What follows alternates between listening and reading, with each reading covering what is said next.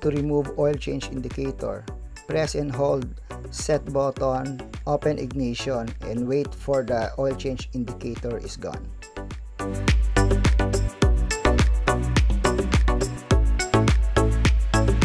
Press select and set button hanggang mag-blink yung clock. Then select mo ang oil change. So isa-set natin siya sa 1.5. So ikot tayo 2,000 hanggang 6,000 yan. So pipiliin nyo lang dyan kung saan kayo gusto nyo mag-change oil. So sa akin, napili ko yung 1.5. So pagdating ng 1.5, pipindutin ko yung set button para nakaset na siya ng change oil every 1.5.